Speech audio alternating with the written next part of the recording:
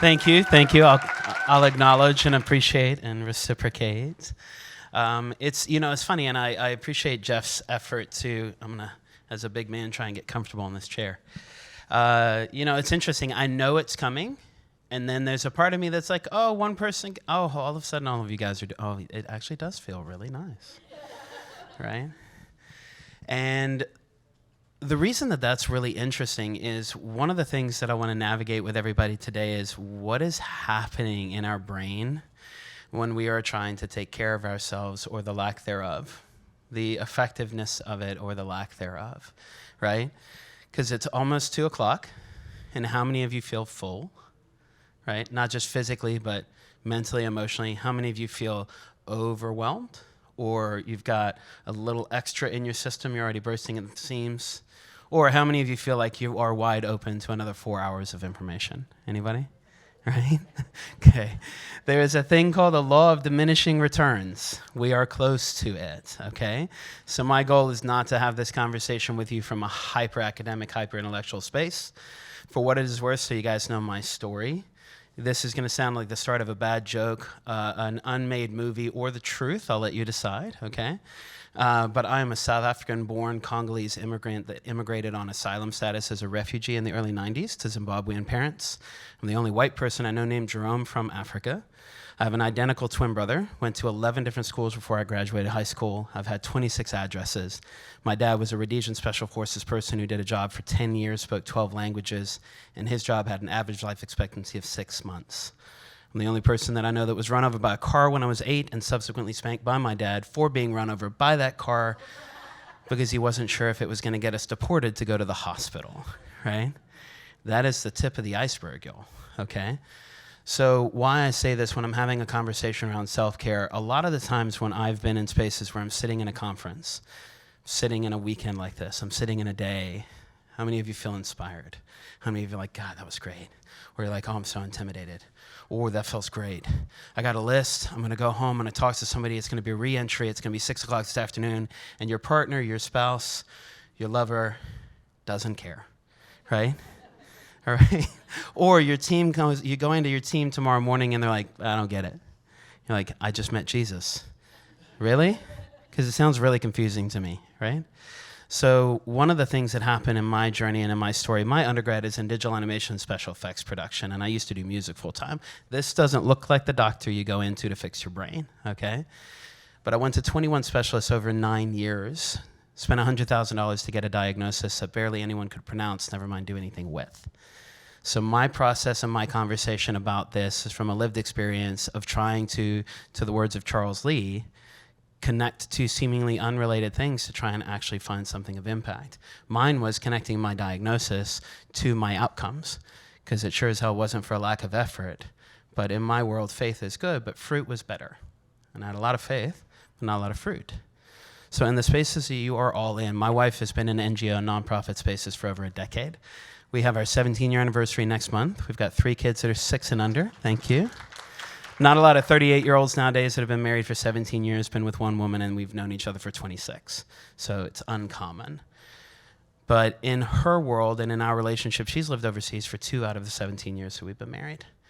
There's been a lot of spaces of tension, and we've iterated a lot to try and figure out how do we even make this work? How do I be a different, not a better, but how do I be a different person, a different parent, a different provider, a different partner, right? So how do we do that? Because when you take all of this home this afternoon or tomorrow, what sticks? What actually sticks? How do you make it work, right? Because you've got a lot of answers today. And I love the speakers that have given you information so far. I am in no way disqualifying anything that anybody said. But I think, in my humble opinion, 95% of what we hear at conferences doesn't stick because we need something practical. Does that make sense? So how do we go home and do it tomorrow? Because there's different demographics in the room. It's going to look different for somebody who has my social location than other folks, right? Depending on your amount of resources, depending on your staff, and depending on the people that you have to support you. How many people are solopreneurs where you're running something and you're the only person doing everything? You guys each have at least one person? How many of you have only one person who's really on your support team? So you guys have people that you can connect this with afterwards. Brilliant. I love that. It's going to be different if you had nobody. It's just you or just one person. So even in that, we can acknowledge that there are resources. Cool? Okay. So I'm going to ask if we can, because I'm an identical twin and I need interaction. It helps me feel safe, and that's what we're going to talk about today. I would love for you guys to shout out so far, okay? It's almost 2 o'clock. What has stuck? What do you have in your brain that if you didn't look at your notes, you said, this is resonating with me? A word, a phrase, a concept. Is there anything that right now you're like, if I don't hear anything else, this is what I'm going home with? And just shout it out if you want to. Margin. Clarity. Cryptocurrency donations. I love your energy when you said that. That was great. Innovation is definitely challenging, for sure. Change. Anything else? Reality. Smart leaders. Great.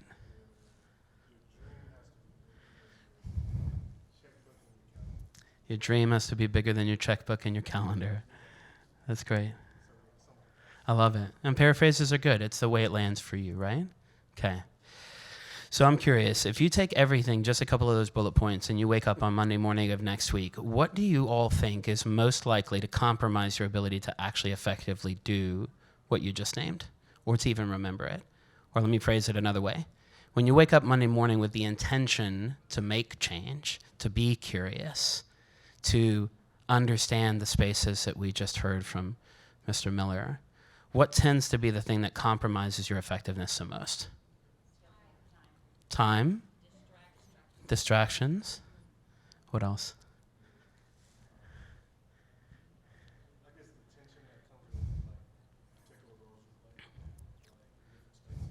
For sure. Yeah. The tension with who you need to be particular to what's pulling on you. Yeah, absolutely. Overwhelm. Sure. Right? I want you to take all of those and consolidate them into the idea of resources, okay? That's a resource.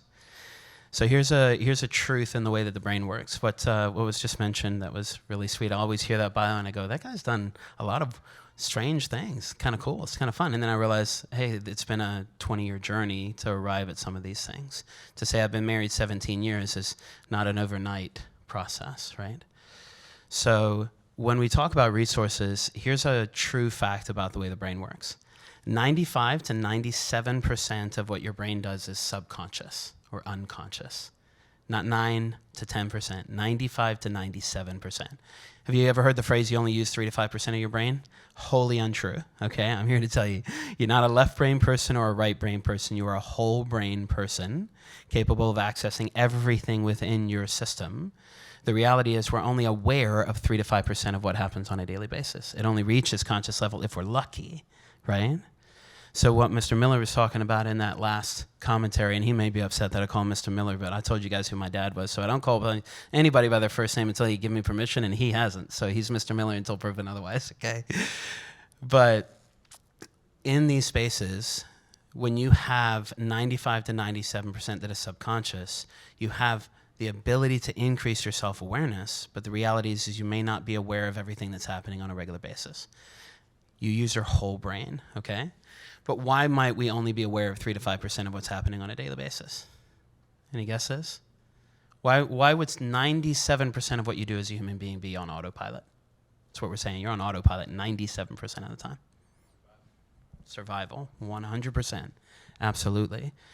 How many of you would say that you're bored if all of you have a board? How much of a percentage, or your executive team, how much of a percentage of your daily activity is your board involved in, especially your chairman of the board? If you had to think about 100% of what you do. 1%, maybe less than 1, right? If you're looking at a CEO of a company, Elon Musk, Steve Jobs, everybody else, Tyler Perry making movies, okay?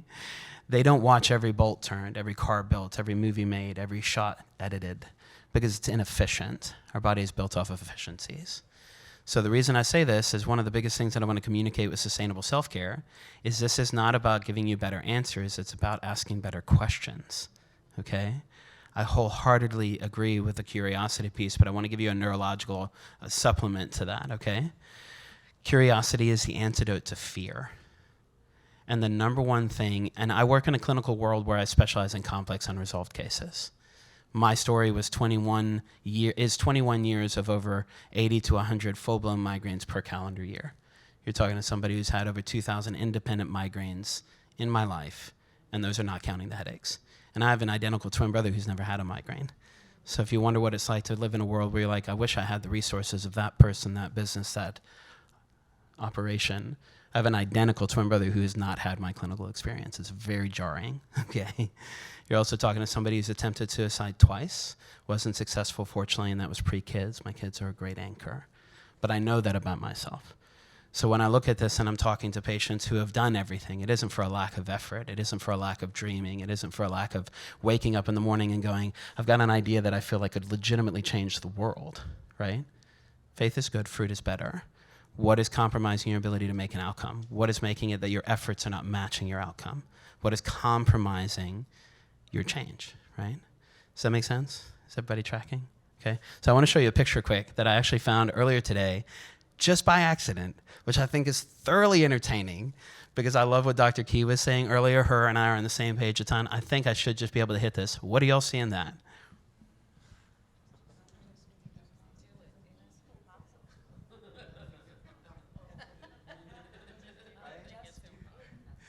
Right? It takes a second, right? You're going, it could be what? What do you guys see? There are 4 phrases, 4 potential phrases. What do you see?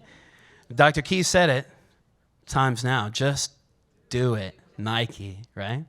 Somebody's already saying, hey man, the change is possible. You got to make the change. Nothing is impossible, right? But depending on which angle you have, which perspective you have, which version of you is watching this billboard, what could your perception be on these phrases?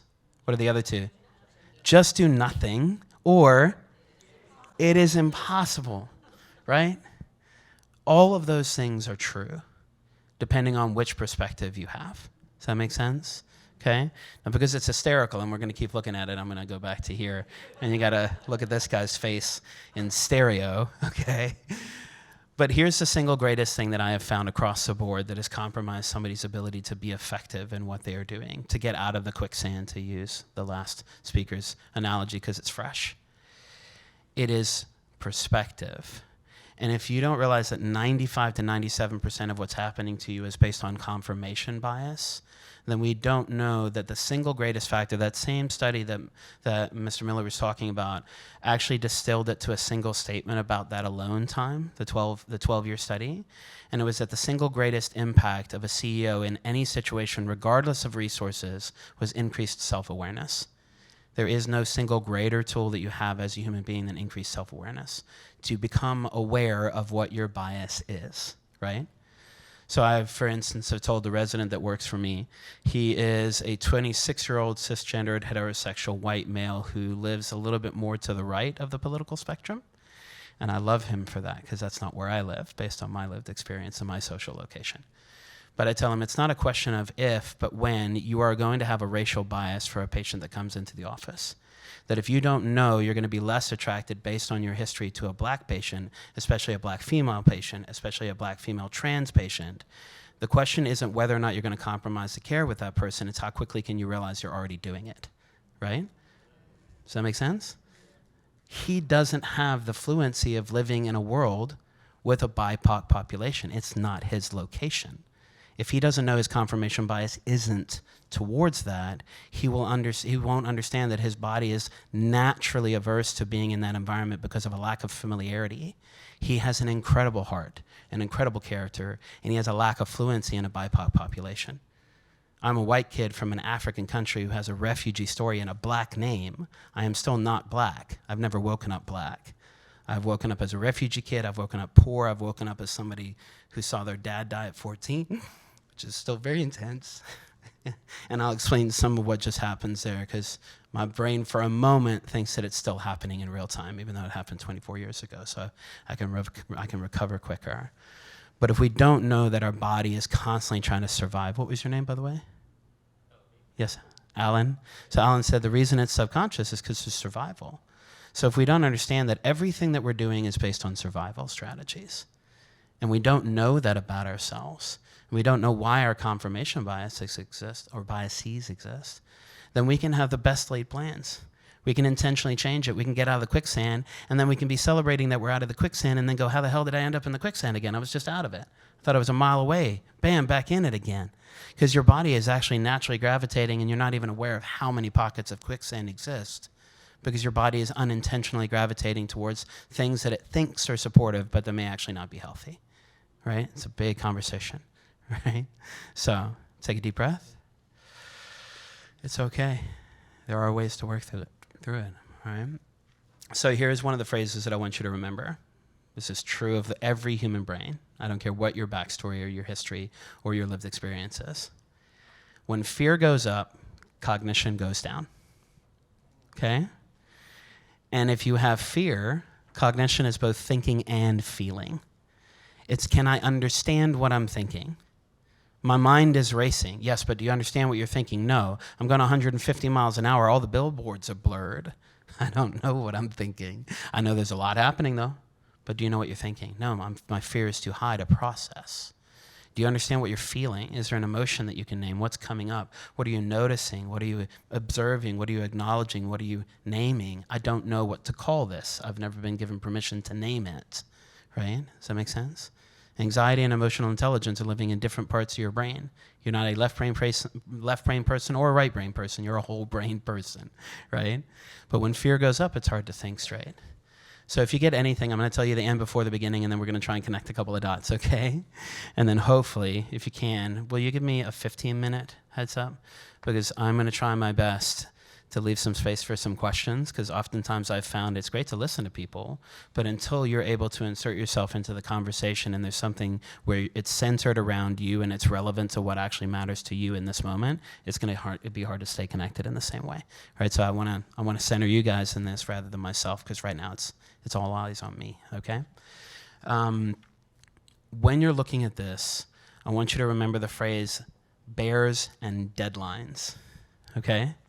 Now, growing up in the South with an Afrikaans accent, I learned that some people hear me say deadlines and they think I'm saying deadlines, right? I'm not saying a deadline like an animal from the safari. I'm saying a deadline, okay? It's a bear and a deadline, a deliverable, a project, okay? Your brain cannot tell the difference between you running late for a flight and somebody pulling a gun on you, right? When Charles got in at 2 o'clock this morning, Charles gave me permission to use his first name. When Charles got in at 2 o'clock this morning, how many of you in your life have ever run late to a meeting or a flight, right? Okay, when you're running late for the meeting, how many of you, or running late for the flight, or you see somebody doing it, how many of you ever seen anybody going through that situation? They know they're going to miss a flight. They know it's going to cost them something. They know it's going to hurt. And they're going, I welcome this moment. You ever seen that happen? One, you're just slightly pissed off at that person because you're like, that's impressive and really annoying at the same time, right? Because I'm impressed and also frustrated that somehow you're doing that. I said pissed inside Chick-fil-A. I hope that's okay. Sorry. It's a clinical term. So if you can't tell the difference between running late for a flight and somebody pulling a gun on you, why does that matter to what you are doing when you take the information that you got today and you're moving forward and you're trying to do sustainable self-care? It's because our brain is on autopilot. And the first thing that your brain is asking is, am I going to survive? What is my relationship with danger? Okay? And I automatically hear Miles Morales in my brain because I have a 6.5-year-old who loves the movie Danger, right? What is my relationship with danger? Am I going to survive? If you guys don't know the reference, it's Spider-Verse, Into the Spider-Verse, watch it. Soundtrack's brilliant, okay? But if I am in danger, and I'm no longer in danger, then I'm asking the question, am I safe? What is my relationship with safety? Now, let's say that I'm safe, then my relationship is going to become, or my question is going to become, what is my relationship with comfort? So we go from danger to safety to comfort. So let me make this an analogy so you guys can stick with me. Because I'm also, just for what it's worth, this is again about naming, noting, acknowledging, observing. Do you guys know that this is being recorded? Okay. So what are the chances that you're going to miss anything I'm saying? Big old zero, okay? How many of you are worried about, can you repeat that? Because I'm not sure. Yeah, I can. As soon as you get the video, right? Okay? So we can de-escalate the threat level, right? Because if my brain's like, oh my God, this might actually be the thing that makes a difference for me this afternoon, I could use this. Talking to my wife and my kids, and all of a sudden I need to give this to my coworker tomorrow on my board. I need to tell them that I don't feel safe. And can you go back? Can you rewind? Oh, it's being recorded. Maybe I can prioritize finding time because this feels valuable and I can go back and I can watch it again. Maybe that's the answer rather than, I don't know if I got it. Or you could say, hey, do I have permission to ask you to repeat yourself? Yeah, you do. I am an identical twin who didn't get my own bed until I was 11, and I went to 11 different schools before I graduated high school. My ability to be offended or embarrassed is gone. It's dead. Something killed it, right? So you do not have to worry about interrupting me. My ego is not here. My name is Jerome. The only person who requires calling me doctor is my mom, because we're immigrant kids, and one of us became a doctor. So my first name is Doctor, not Jerome, okay? Other than that, you guys can do whatever you need to in this space. It's for you. I'm just a resource, yeah? Okay. So let's come back to an analogy quick, but first take a deep breath. Oh, he talks really fast. Can he slow down? Yes, I can. If a bear is chasing you, and please, this is the crowd participation part of this, and if you are an introvert, just to let you know, I'll hang out and you can have a chance to come and speak to me in a space that feels more safe and more appropriate. But if you're an extrovert or figuring out how to play one, feel free to join, okay? If a bear is chasing you in the woods, what are the chances you're going to stop and have a board meeting about how to handle the bear?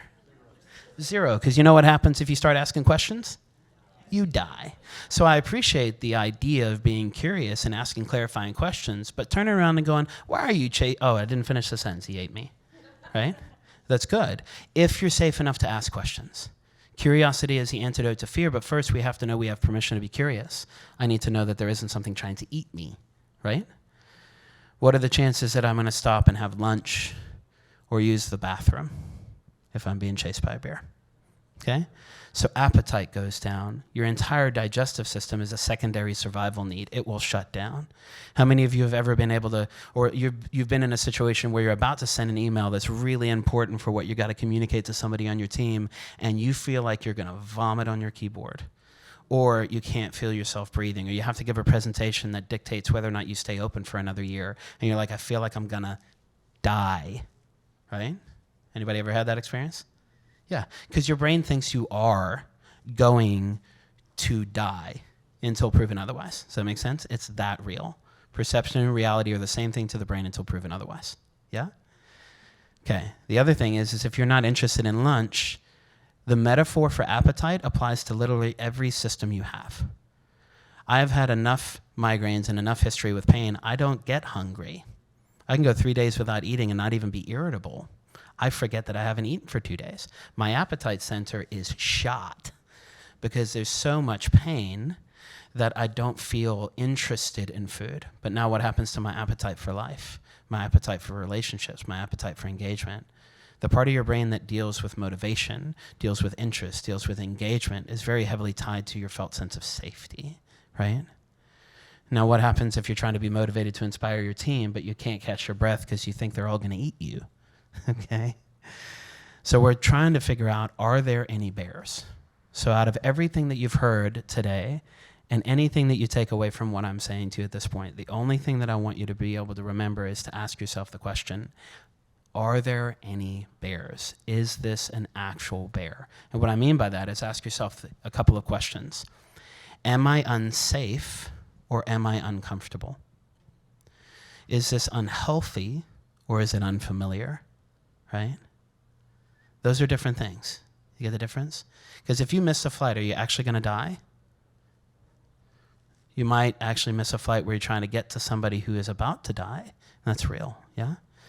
How many of you remember where you were when 9/11 happened? How many of you were in New York? One person. Which part of New York were you in? So you were close, right? Okay. Very close. Anybody else was in New York? Okay. This is a really important piece, okay? What's your name, by the way? Yvonne. So Yvonne's experience is literal. She was in New York. For you all, it was perceived. But why do you remember so specifically where you were when 9/11 happened? Because your brain didn't know that you weren't standing next to the tower, right? And how often did you watch the news coverage? How long did it take to see the city change and get cleaned up? How constant was the trauma and the compound trauma and the repeated trauma? The reason I'm communicating this to you is the sustainable self-care piece is not the 12 steps of fixing your brain. It's not the ways to make sure that it all comes out right. The most significant factor in taking care of yourself is minimizing fear first. If you can feel a degree, not safe, safer, okay? If you can feel a degree safer and you lower the threat level in your brain, if you're driving a car and somebody is chasing you and you slow down, what happens? They'll catch you. If a bear is chasing you down and you slow down, what happens? You die. If you are racing towards or away from whatever problem you are trying to solve in your nonprofit, you are burning through fuel at a rate that is not sustainable. So I'm not talking about sustainable self-care as a strategy for tactics. I'm talking about a sustainable strategy to take care of yourself 97% of the time that you're on autopilot. That's where you start. That if you're trying to conserve resources and fuel, the best way to do it is to remind your body that you're not in a life-threatening situation. It feels that way. Does that make sense? Okay. So last practical example, and then I want to give you guys a physical example that you can use, and then see if we can have some questions. But the reason that this is so important is over the last 2 years, there is a hardline truth that everybody has a different experience with post-traumatic stress at this point. Everybody's got PTS to a degree, okay? I tell everybody who comes into my world, either in a coaching space or a clinical space, if you say that the last 2 years hasn't been difficult, there are 3 options, okay? You are either lying, you are in denial, or it's simply not the hardest few years you've had, and you have a different degree of resilience. There are people who can truthfully tell you the last 2 years were not the most difficult for them because they've been through really hard things. They've got resilience for that. But being able to name that the last 2 years was really hard and why decreases the threat level that you think the bear is still chasing you. Does that make sense? Okay? Because if we don't understand that everybody has different experiences with threat, am I in danger? No. Do I feel safe? Not yet. Am I comfortable? No. What would help? What would resource me? Then you end up in a situation where this is the key question that I want you to think about, and then I'll show you a practice. And I won't go into it for the sake of time, but this is a really, really interesting question to reflect on over the last 2 years, depending on your social location, and why it's so much different for some people depending on the demographic that you're living in. And it's important to start with this curiosity or this clarifying question before you lean into what you do, because if you don't have an answer to it, your confirmation bias is going to lead you towards a completely different strategy, and you don't actually understand whether or not it is actually life-threatening. Does that make sense? So here's a question. Is your actual life in danger, or is your way of life in danger? Because for a lot of people, they've responded over the last 2 years like they're actually going to die, but it's just their way of life is changing. But then you've got some people who their actual life is in danger, right? Does that make sense? Classic example, we won't go into it for the sake of time, but if you get pulled over and you're not scared, you live in a different demographic, right? Because my actual life is not in danger. But if I have a coworker of mine who's in a BIPOC community and they show up to work and they're completely dysregulated because they got pulled over, I need to give them a minute because for them, their actual life may have been in danger. Do you see the difference? Okay, grace and permission. All right, you ready for an exercise? Deep breath. We're doing okay. All right, so if you got something in your hands, I'm the second doctor to ask you to do this today, and it won't be staring at somebody. Okay, there's a great YouTube video if you do a 4-minute gaze. Watch what happens to people when you do a 4-minute sustained gaze. You will meet God. It's a wild thing, okay? So take everything out of your hands, all right? And everybody's got 10 fingers? Nobody's missing any fingers? I've done it before. Somebody's missing a finger, okay? All right, put your hands together like this, all right? And I want you to just interlock your fingers, right? And then just observe, it's going to be different for everybody. What thumb is on top? Is your left thumb on top? Is your right thumb on top? And I know you're asking, there is no right way. This is your way, okay? It's like the Mandalorian. This is the way. This is just it, okay? So now I want you to put your hands back together and then shift your hands and place the other fingers above. So if your left was on top, shift, put your right on top. If your right was on top, shift, okay? And tell me what you feel. Weird, strange, awkward. What else? different, uncomfortable, right? You can take your hands, put it back into your default position, okay? And what do you immediately feel? Comfort, okay? Now here's the crazy thing, y'all. We're working through all of these profound things today about how to change our lives. And you know what can make ourselves uncomfortable? Ourselves, okay? It's like I'm trying to figure out how to run my board, work with my team, come up with the most effective efforts in terms of changing the world, and I don't even feel right when I change my hand position, all right? Now this isn't supposed to be depressing. This is supposed to help you go, what's the number one thing that makes an effective CEO? Increased self-awareness. So if you don't know that you feel uncomfortable just based on a change in your hand location, what happens if you try to change social location? What happens if you go into a demographic that you don't speak their language, right? It's important to understand that discomfort in your body is 100% supportive. Every symptom you have in your body is your body trying to communicate something relevant to you. It's whether or not we're listening. Does that make sense? So a really easy practice that I tell folks all the time is if you switch your hands from the normal to the unfamiliar or the familiar, because we're not qualifying quality, it's familiar versus unfamiliar, right? If you go from the familiar to the unfamiliar space and you keep shifting back and forth until you feel that discrepancy get smaller, if you have a big difference between one hand versus the other, you better be careful about running a meeting that you feel really anxious about, because you're uncomfortable with your own self, never mind with other bodies. But if you go back and forth, you can actually functionally change your sense of fear in real time, because you're giving yourself a practical, tactical, physical way to feel a little bit more grounded, a little bit more safe. Does that make sense? How much time we got? 4 minutes? 5? 7. Cool. All right. Deep breath. What is the number one thing that compromises your resources? Did you guys hear it? Say it out loud if you heard it. What will affect your resources more than anything else?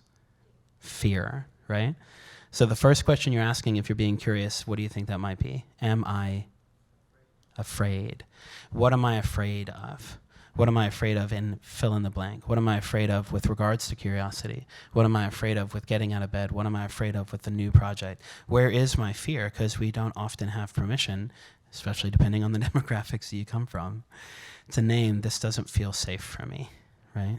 It's very important, because if you can name that you don't feel safe, you've already told your brain there's a decrease in the level of threat that at least gives me permission to even speak about it. And I need to be able to do that before I can change it. So I appreciate the sense of change it. But in reality, you still need permission and safety to voice that you even desire to change it in the first place. Okay? Cool, cool? All right, so deep breath, and let's do some questions. We got 5.5 minutes. Does anybody have any questions for how this is landing, or what would make it meaningful for you going home that you can actually use this moving forward? Yes, sir. Repeat some of the practical tips. I think one that I recollect is just telling yourself or asking yourself, am I truly in danger? Yeah. The most practical thing, and I appreciate you asking, is William. Yeah. I did this morning when I was running late. I ended up wandering around the support center. I was like, I have no idea what Oakmont is. Okay. And what ended up happening is I missed the opportunity to take my daughter to school this morning, and she was very intentional about it. And then the time that I lost wandering around the campus, I could have taken her to school, and I was working through some anxiety about that because my dad has passed, and I feel like I have a limited window of time to do those things. So the first thing that I always do 100% of the time, there is nothing, if you are not in a life-threatening situation, 100% of the time that you are not in a life-threatening situation, there is nothing that cannot wait 3 seconds. And the 3 seconds is for you to inhale. So the first thing is don't even worry about the breathing exercise, the meditation, the 15-minute retreat, or the 15-day retreat. The first thing is inhale. Every single time that you consciously choose to breathe in through your nose, out through your mouth, and then swallow at the end, if you breathe in through your nose, out through your mouth, and you swallow, you've done so many executive choices that you've effectively put yourself back into the driver's seat, brought the CEO back into the conversation, moved it into conscious awareness, and everything will sort itself out. It's like a healthy CEO walking into the room when you need something for support, and they haven't even said anything yet, they just showed up. A deep breath will do that every single time. So I chose to do that. Great. That's where you first make a choice. If you're going to make a choice, choose to breathe, because you got to get somebody into the driver's seat to make the next effective choice. The first domino is always a deep breath. 6 other quick basics is it's about breathing, hydration, moving, and I'll give these to you guys again. Breathing, hydration, moving, rest, sleep, and food, okay? Hydration is 100 ounces of water a day is good for every human being. Every blue zone group, which is the groups that have been studied that have healthy 100-year-olds more commonly, the only core common factor with communities that have people live to 100 and healthy, the only core common factor, there's 9, but the only one that's common is 15,000 steps a day. It's not exercise, it's not food, it's not purpose, it's not social, it's movement. Movement turns the brain on, integrates it, and keeps it healthy. So if you want to add a decade to your life, pull your ears back and walk a little bit more. You don't even have to exercise, okay?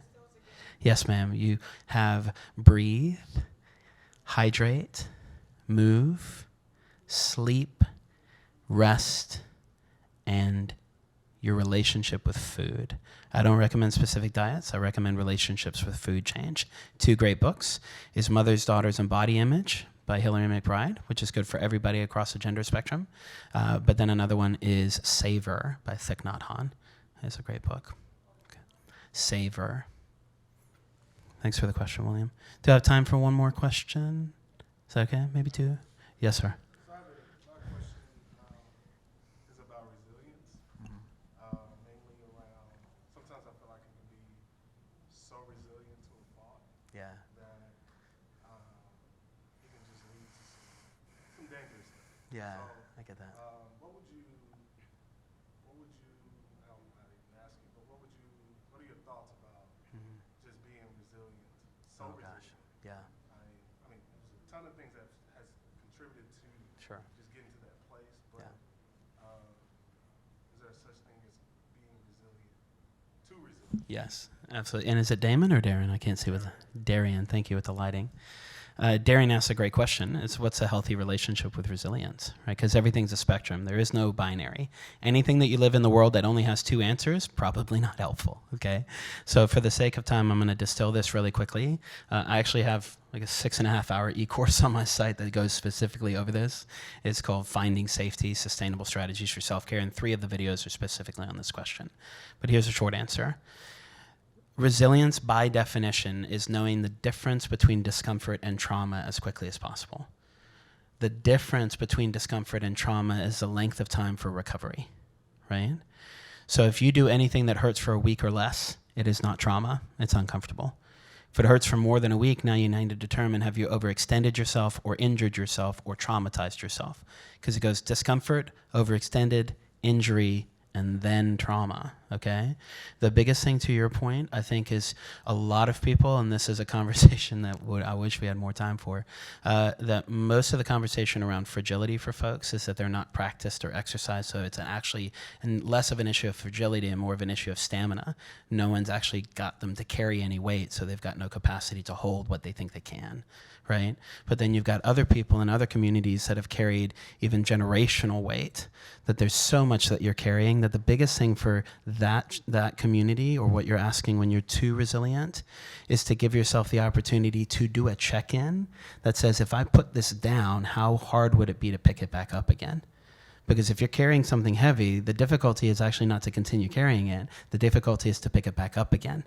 And if you don't put it down to get a gauge of how much effort it would take to pick it back up again, you're probably going to burn out and not even realize why, because you've built so much capacity to carry it, but nobody gave you permission to check in by just setting it down and checking for a moment, where am I at in my capacity and my resources to pick it back up again? And if it's easy to pick back up again and continue, you're probably okay. If you can't pick it up quickly, or it's really difficult, or you realize, I actually can't pick this back up at all if I set it down, then it's a case of looking at your support network and going, how do I offload this in a safe way? And if we decide to pick it up again, who's supporting me in that effort? Okay? Cool. Thank you so much, guys. I appreciate it. That was so good.